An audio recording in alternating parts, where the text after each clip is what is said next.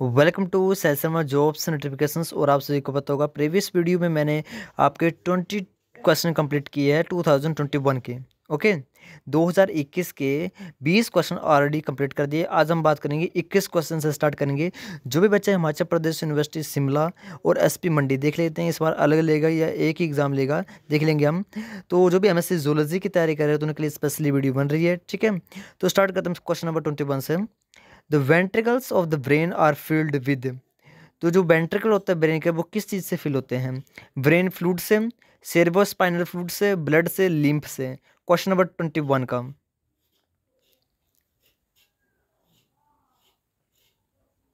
तो इसका जो राइट आंसर है वो option number B, cerebrospinal fluid. Question number 22, arrange the meninges from inside. आप सभी को पता होगा मेनाक्सिस भी बोलते हैं, मेनाइंजिस भी बोलते हैं। तो आपके ब्रेन में वो प्रेजेंट होती हैं, 3 होती हैं। तो इनकी आपको अरेंजमेंट बतानी है कि सबसे अंदर कौन है, देन मिडल में कौन है, देन बाहर की तरफ कौन है। ठीक है, तो यहाँ पर आपको अरेंजमेंट बताना है, सही पोजीशन। 22 का आपको राइट आंसर बताना है। तो 22 का right answer option number B, सबसे अंदर होता है पिया मैटर, उसके बाद आर्किनोइड, और बाहर जैसे होता है dura mater. Okay, question number 23, trilobed kidney is found in rabbit, man, frog, all. तो ये क्वेश्चन कैंसिल कर दिया गया था। ठीक है, तो इसको हम भी यहाँ कैंसिल कर रहे हैं। क्वेश्चन 24, तो क्वेश्चन नंबर 24 की हम बात करें तो absence of the right systematic arch is the characteristic feature of। तो absence of right systemic arch की बात की जा रही है। तो ये किस में absent होती है? मैमल्स में, एप्स में, रेप्टाइल्स में, या नन ऑफ द अबव।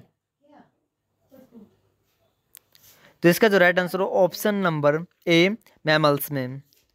क्योंकि मैम्स में कौन सी होती है? Left systemic arch. Right systemic arch आपकी एप्स वगैरह में होती है। ठीक है, एप्स और रेप्टाइल्स में, और लेफ्ट वाली होती है मैमल्स में। ठीक है, रिड्यूस हो जाती है, बर्ड्स में नहीं होती है ये राइट वाली। मतलब बर्ड्स में होती है, मैमल्स में नहीं होती है। Question number 25, identify the animal in which the cross fertilisation is mandatory through hermaphrodite.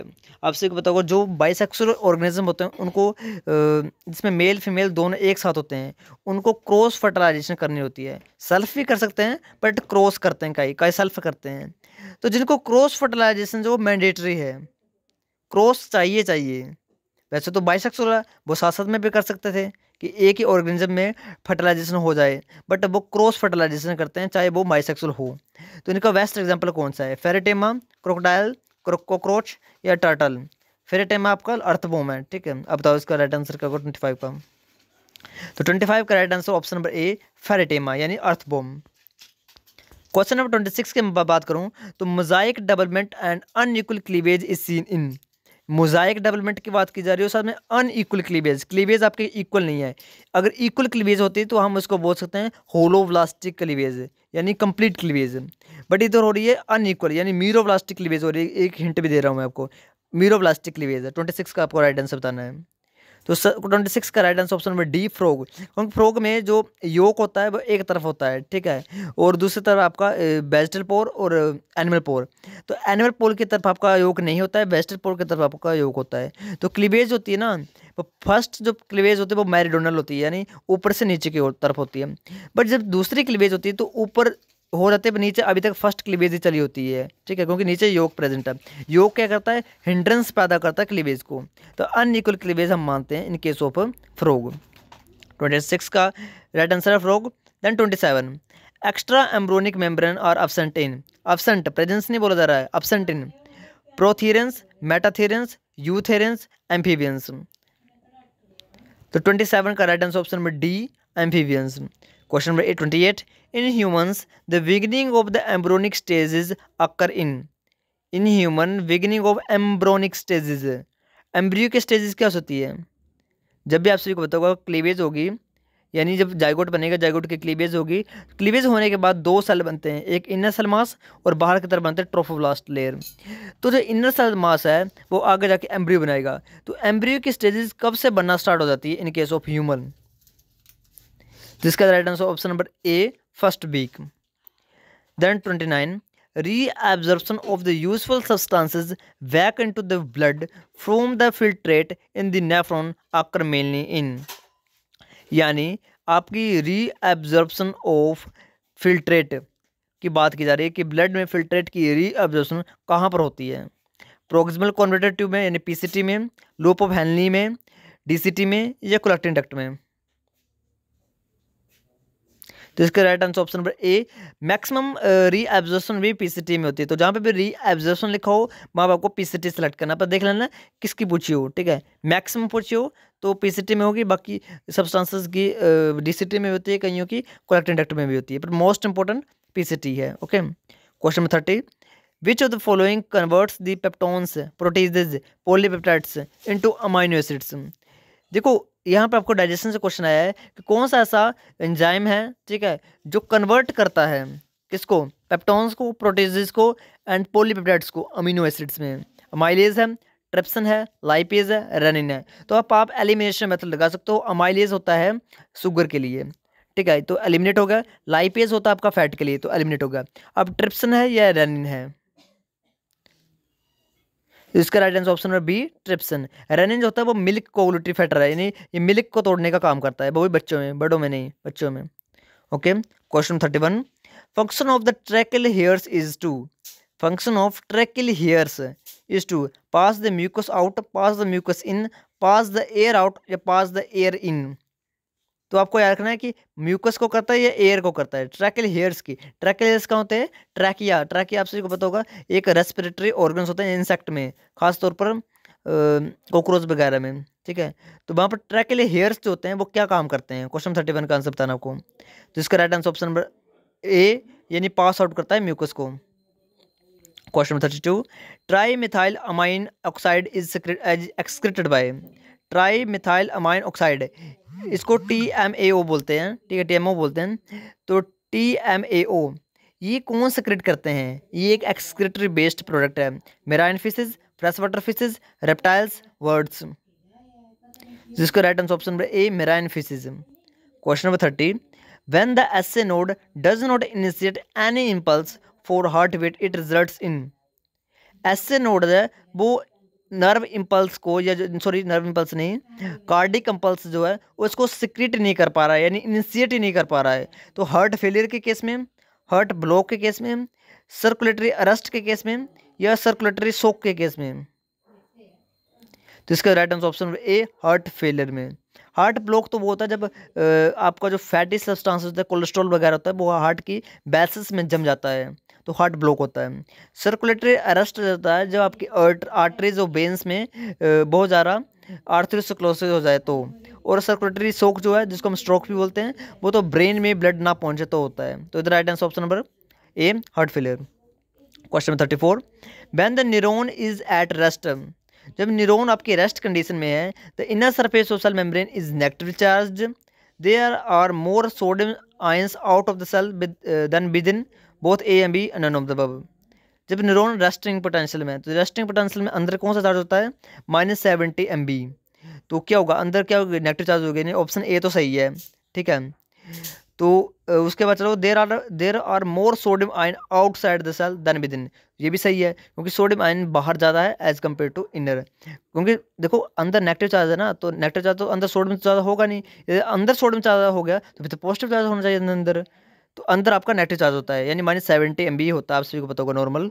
तो रेस्टिंग मेम्ब्रेन पोटेंशियल में सोडियम मूव करने पड़ता है अंदर की तरफ, और क्या बोलता है जिसको हम action potential.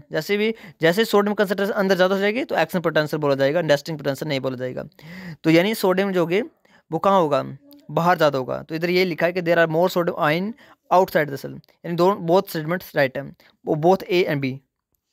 Question number 35, perception of sound in the mammals is by stimulation of mechanoreceptor located in, mechanoreceptor कहाँ प्रेजेंट होते हैं? सिंपल पूछा जा रहा है।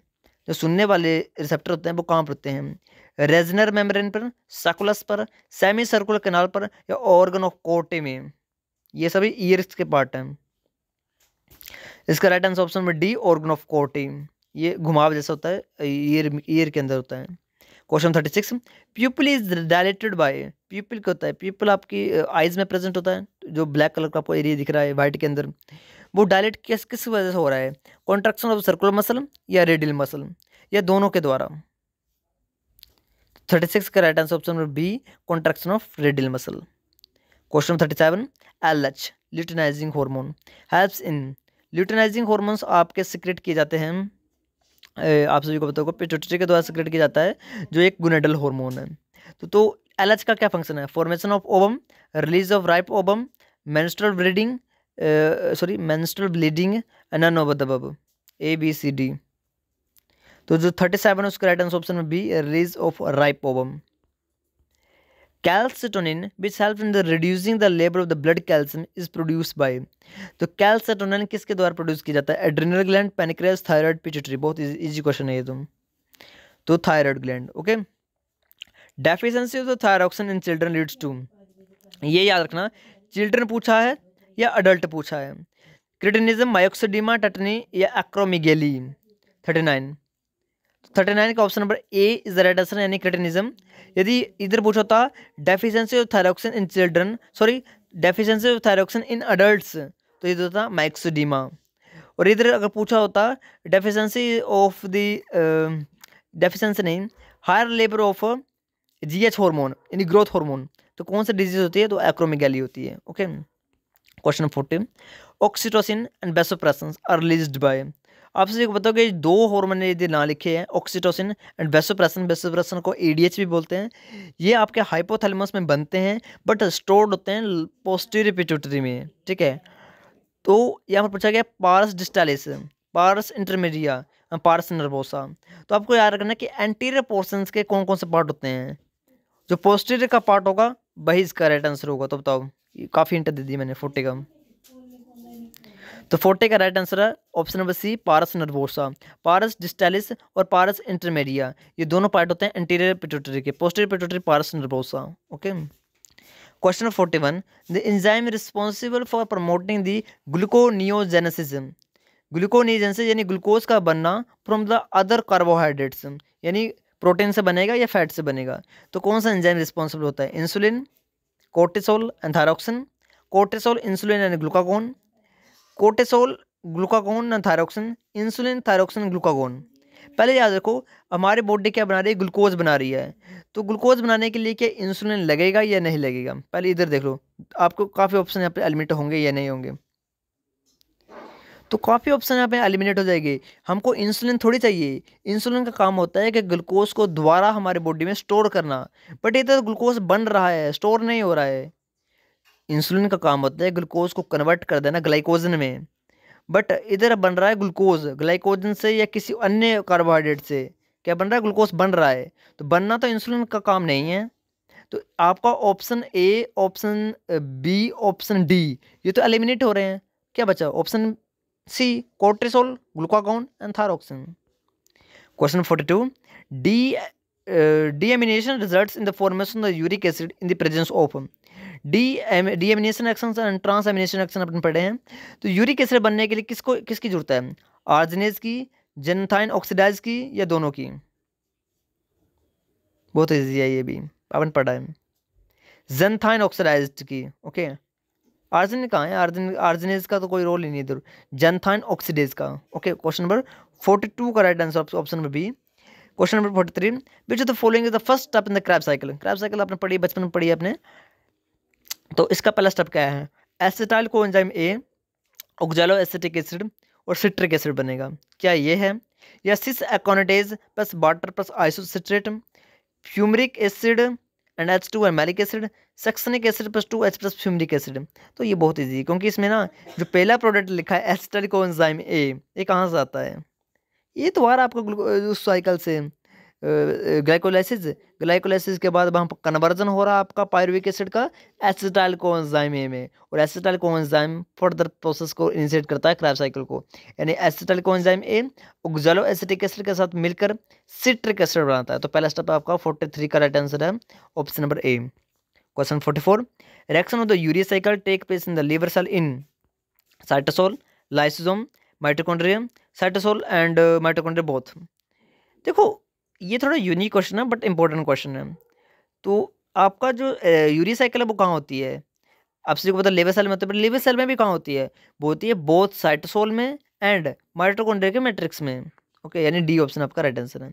45, determination of sex of the child depends upon nature of the sperm, nature of the egg, health of the father या age of the mother, sex की child में डिटर्मिनेशन, एग पर डिपेंड करता है या स्पर्म पर करता है। देखो सी डी तो ऑप्शन नहीं है, ये एलिमिनेशन मेथड लगा लो, दोनों को उड़ा दो, ए या बी।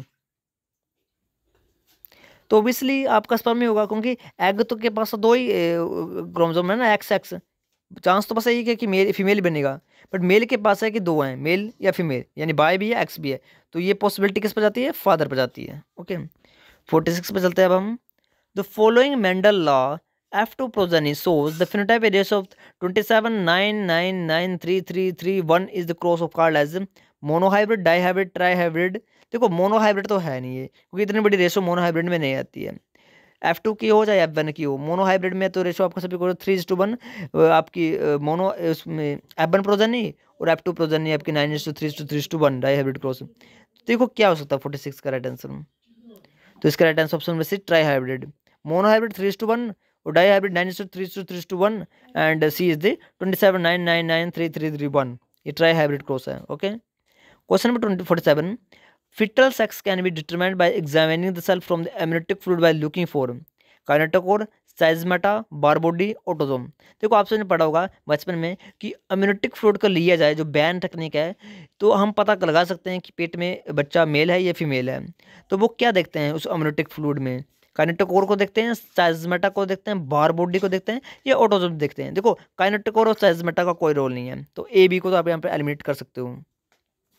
अब बताओ बारबोडी या ऑटोजोम्स, उसके बाद थोड़ा सा मैं आपको एक डिटेल भी दूंगा। तो इसका right answer option number C Barr body. Barr body का एक चीज़ बता दूँ, बार बॉडी ओनली फीमेल में प्रेजेंट होती है, मेल के केस में बार बॉडी प्रेजेंट नहीं होती है। क्यों नहीं होती है, क्योंकि मेल के केस में आप सभी को पता होगा एक एक्स क्रोमोजोम होता है, एक बाई क्रोमोजोम होता है, तो इधर कोई भी डबल डोज नहीं हो रही है एक्स क्रोमोजोम की। But in the case of female दो एक्स क्रोमोजोम होते हैं और एक्स क्रोमोजोम की डबल डोज हो रही है, तो इस एक एक्स क्रोमोजोम को क्या कर देता है, इनएक्टिवेशन कर दिया जाता है, जिसको हम बार बॉडी बोलते हैं। तो बार बॉडी प्रेजेंट होती है फीमेल में। तो अम्यूनिटिक फ्लूइड में जब बार बॉडी दिखेगी, बार बॉडी एक डार्कली स्टेन्ड एक स्ट्रक्चर होता है, जिसको हम हेटेरोक्रोमेटिन बोलते हैं, जो डीएनए रेप्लिकेशन तो नहीं करेगा बट डार्कली स्टेन्ड होगा, जो हमें ओनली फीमेल के केस में दिखेगा। Okay question number 48, which of the following is sex linked inheritance. Sex linked है, ठीक है, pernicious anaemia, cretinism, night blindness, colour blindness. तो यहाँ पर एलिमिनेशन मेथड आप लगा सकते हो। क्रिटिनिज्म के होते हैं ऊपर पढ़ा हमने, वो होता है डेफिशिएंसी है, ठीक है, क्रिटिनिज्म। तो अब देखो ये तो डेफिशिएंसी तो सेक्स लिंक्ड तो हो नहीं सकता। परनीसिस एनीमिया, परनीसिस एनीमिया आप सभी को पता हो, आपने पढ़ा हुआ है, ये एक बैक्टीरियल डिजीज़ है, आई थिंक देखना वायरल है। Anaemia, anaemia I think viral होगी, देख लेना। तो ये तो बैक्टीरियल वायरल डिजीज़ है, तो ये भी नहीं होगा। अब नाइट ब्लाइंडनेस या कलर ब्लाइंडनेस, तो इसका right answer option number D colour blindness, क्योंकि नाइट ब्लाइंडनेस नो, तो कलर ब्लाइंडनेस जो आपकी ना, वो एक सेक्स लिंक्ड डिजीज है। क्वेश्चन 49, ट्रांसवर्जन म्यूटेशन, म्यूटेशन आपने पढ़ी, तो transversion means adenine is substituted by guanine, thymine is substituted by cytosine, purine is substituted by pyrimidine. Transversion की बात की जा रही है, एक होता ट्रांजिशन, एक होता ट्रांसवर्जन, यानी प्यूरिन और पायरिमिडिन का चेंज होगा इधर। ओके यानी 49 का right answer option C, purine is substituted by pyrimidine, adenine is substituted by, यहाँ पर लिखा होता साइटोसिन। तो आपका ऑप्शन नंबर ए ठीक हो जाना था, क्योंकि एडेनिन एक आपका प्यूरिन है और साइटोसिन आपका एक पायरिमिडिन है। बट इधर इधर एडेनिन और ग्वाइनिन ए जी दोनों ये प्यूरिन है, या फिर थाइमिन एंड साइटोसिन दोनों ये पायरिमिडिन है, तो तब ये ए बी नहीं हुए, तब ये प्यूरिन है पायरिमिडिन वाला सी ऑप्शन ऊपर का ठीक है। Question number 50, male honey bee have, male honey bee की बात की जा रही है, हनी मेल की, not female. Haploid chromosome, diploid chromosome, triploid chromosome. तो आपको बता दूं इसको हैप्लॉइड डिप्लॉइड सिस्टम पे बोलते हैं, फीमेल डिप्लॉइड होती है और मेल हैप्लॉइड होते हैं। तो 50 का option number A is the right answer, haploid chromosome. Question number 51, chromosomal number in the Edward syndrome are. देखो पहले आप बताओ एडवर्ड सिंड्रोम कौन से क्रोमोसोम की डिजीज है। यदि आपको पता होगा कौन से क्रोमोसोम की डिजीज है, तो आपको सब ऑप्शन आपके एलिमिनेट हो जाएंगे, आपका ऑप्शन ए ही बचेगा। तो option B is the right answer, 18th chromosome, जहाँ पर 18 क्रोमोसोम लिखा है, यानी एडवर्ड सिंड्रोम है। अब देखो इसका सिंपल मेथड था, addition of the single chromosome on 18th pair, ठीक है ना, 18 पेयर, इसको एडवर्ड सिंड्रोम। टाउ सिंड्रोम किस में होता है, 13 क्रोमोसोम। डाउन सिंड्रोम 21 क्रोमोसोम, और 15 का तो वो है एंजलमैन डिजीज है। Okay, question 52, Okazaki fragment are joint together by. Okazaki fragment को कौन ज्वाइन करने का काम बात कर, टोपोआइसोमेरेज 1 या टोपोआइसोमेरेज 2? पहले बहुत सारे डिजीज होता था कि ओकाजाकी फ्रेगमेंट को लाइगेज जोड़ते हैं, तो लाइगेज नहीं जोड़ते हैं, ओकाजाकी फ्रेगमेंट को टोपोआइसोमेरेज जोड़ते हैं। तो 1 जोड़ता है, 2 जोड़ता है, ये दोनों जोड़ते हैं। तो 52 को नन ऑफ द अबव, क्योंकि ओकाजाकी फ्रेगमेंट को अपना लाइगेज ही जोड़ता है। कहीं पर भी आपको कंफ्यूज नहीं होना है, जहां पर भी जोड़ने का काम आ रहा है लाइगेज जोड़ेंगे। टोपोआइसोमेरेज तो काम करता है, टोपोआइसोमेरेज आपका सुपर कॉइलिंग को इनहिबिट करते हैं, यानी जब आपका डीएनए ओपन हो रहा था तो इनहिबिट करते हैं सुपर कॉइलिंग को। ओके, यानी द्वारा बंद ना हो जाए, जो खुला हुआ स्टैंड पर द्वारा बंद ना हो जाए, जैसे टोपोआइसोमेरेज हेल्प करते हैं। 53, Darwin's theory of natural selection to explain the organic evolution was based on modification of the organ through use and disuse, prodigality of the reproduction, struggle for existence and survival of the fittest, inheritance of the acquired character, appearance of the sudden large variations। तो इसका option number 20 the right answer आप सभी को दिख रहा है। Struggle for existence and survival of fittest इसका है। नेचुरल सिलेक्शन के मेन पोस्टुलेट थे ये डार्विन के थ्योरी के। अब तो ए जो दिया हुआ है, यानी modification organs through the use and disuse, use and disuse किसने दी था? तो ये दी था लैमार्क ने। Question number C, inheritance of acquired character, ये भी लैमार्क ने दिए था। और जो तीसरा है वो तो ह्यूगो डी बराइज ने दिया था, इमिटेशन थ्योरी के बारे में बता रहा है। Question 54, industrial melanism illustrated the phenomenon of. Industrial melanism जिसमें आपने पढ़ा होगा black peppered moth and white peppered moth, तो उसके बारे में पूछा जा रहा है कि इंडस्ट्रियल मेलेनिज्म इलस्ट्रेट करता है किसका phenomena?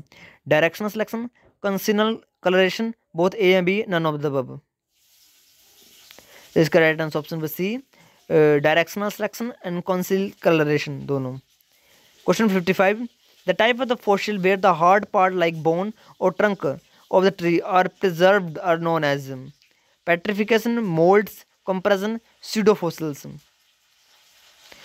Option A the right answer, यानी पेट्रिफिकेशन, बोन हार्ड पार्ट उसको पेट्रिफिकेशन बोलते हैं।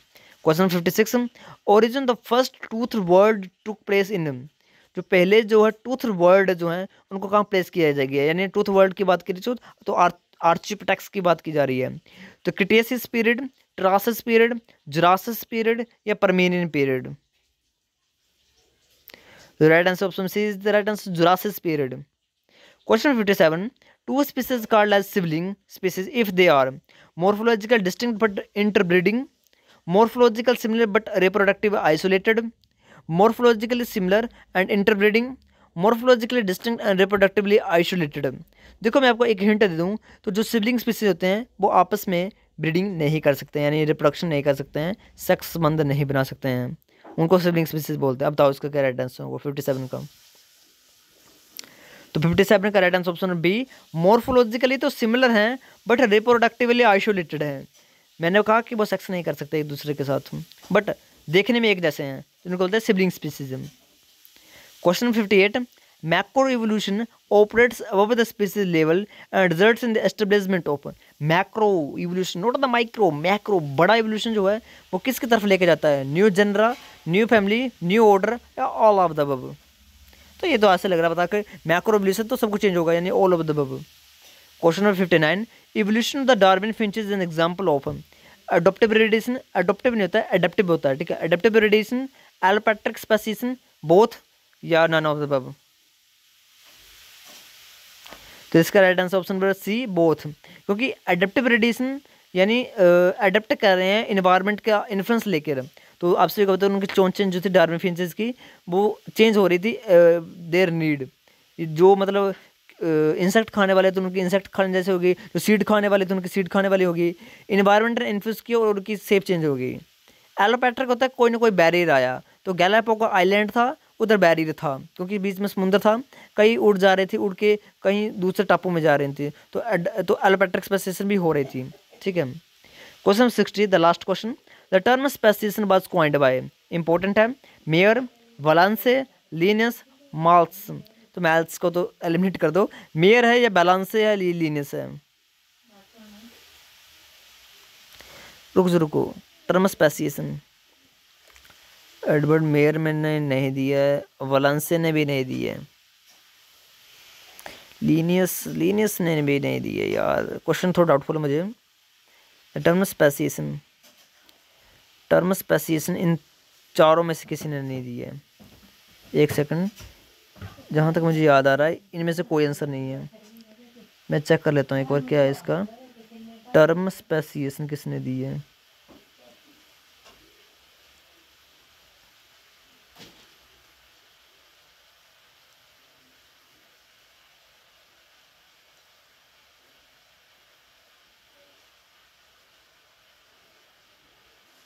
हाँ, तो इसकी जो टर्म दी है वो एफ कुक ने दी है, ठीक है। हाँ, मुझे चूजे कुछ नाम याद आ रहा था, हाँ एफ कुक है, फ्रेडरिक कुक। हाँ, तो इनमें ने किसी ने नहीं दी है, तो ऑप्शन तो कोई नहीं होगा, एलिमिनेट कर दो इसको। तो एफ कुक इसका राइट आंसर है। देन नेक्स्ट आपका कल करेंगे हम टेस्ट सीरीज 2020 की, ठीक है। Thank you.